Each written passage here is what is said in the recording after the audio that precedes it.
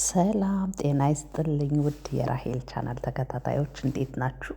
ዛሬ ይሄን የመሰለ ጮርናቄ እስቲ በቤታችን አብረን እንድንሰራ ነው የመጣሁት። እንዴት እንደሚያምር ተመልከቱት። በጣም የሚጣፍጥ ነው። ምንም አይነት እንቁላልና ወተት አልተጨመረበትም። በውሃ በፉርኖ ዱቄትና ስኳርና ጨው ተደርጎ የተሰራ ነው።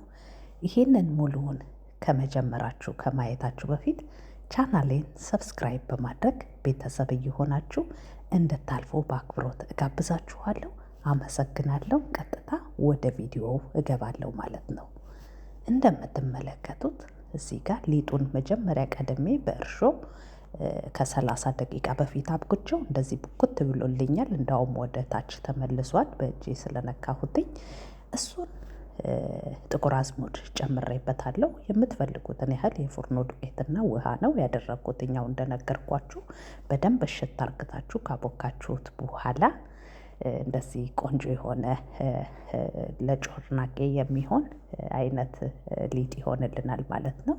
እጃችን ላይ ትንሽ ዘይት እያስነካን እንደዚህ ካስተካከልነው በኋላ በመዳመጫ እንዳምጠዋለን እንደዚህ ማለት ነው። እንደ ቸፓታ እንደሚሰራ ማለት ነው። ሁለት አይነት የጮርናቄ አሰራር አለ። ይሄኛው ግን በጣም በቀላሉ በቤታችን ጥፍጥ ብሎን የምንበላው ነው። ውስጡን ሊጥ አይሆንም። በጣም ሶፍት ነው የሚሆነው። እንደዚህ ካስተካከልኩት በኋላ በደንብ ቀጠን አድርጌ ነው የዳመጥኩትኝ። እንደምታዩት በደንብ አስተካክየዋለሁ። አንድ ወጥ ሆኖልኛል።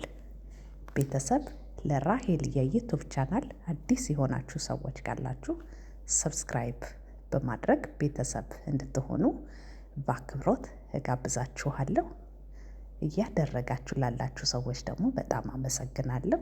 አሁን እንደዛ የዳመጥኩትን ሊጥ ቆንጆ አድርጌ በስሱ በደንብ ጥቅልል እያደረኩኝ ወደፊት ይሄዳለሁ ማለት ነው። እያስተካከላችሁ እንደዚህ ቆንጆ አርጌ አንድ ወጥ አርጌ ካስተካከልኩት በኋላ በምንፈልገው መንገድ ቅርጽ እያወጣን እንቆራረጣለን። በቢላዋ ሁለት ቦታ እንደዚህ ቁርጥ እናደርገዋለን። ከዛ እንደምታዩት እዚህ ጋር ቆንጆ ሆኗል። ጥቁር አዝሙዱ ደግሞ በደንብ ጣዕም እንዲሰጠው ያደርገዋል።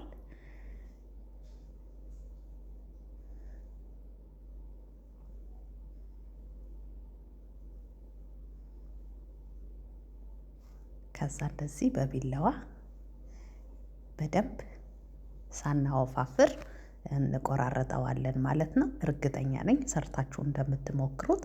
ከዚህ ቀደም በሌላኛው የዩቲዩብ ቻናሌ ላይ የሰራሁትኝ በጣም ብዙ ሰው አይቶት እጅግ ወዶታል እና ሁልጊዜ በጾም ወቅት ይሄንን ጮርናቄ እሰራለሁ። ያው የቡና ጊዜ ላይ የምንጠቀመው ማለት ነው። አሁን የጾም ወቅት ስለሆነ በቀላሉ በቤታችን ያለ እንቁላልና ያለ ወተት መስራት የምንችለው ነገር ስለሆነ ሳናበዛ እንደምታዩት ሁልጊዜ መስራት እንችላለን። እናንተም ሰርታችሁ ብትሞክሩት በጣም ደስ ይለኛል ማለት ነው።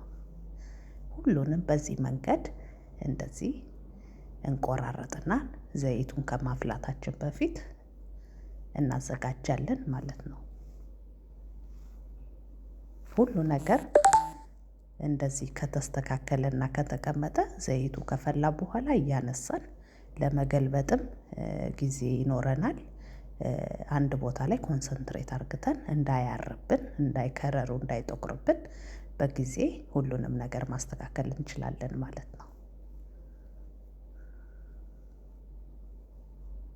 ሁሉንም በዚህ መንገድ እንደዚህ ቆራርጠዋለሁ። እጃቸውን ተጠንቀቁ ቢላዋ ስትጠቀሙ ደግሞ። ይህ የራሄል የዩቲዩብ ቻናል ነው። አዲስ የሆናችሁ ሰዎች ሰብስክራይብ እና ሼር በማድረግ የቻናሌ ቤተሰብ እንድትሆኑ በአክብሮት እጠይቃችኋለሁ። አመሰግናለሁ።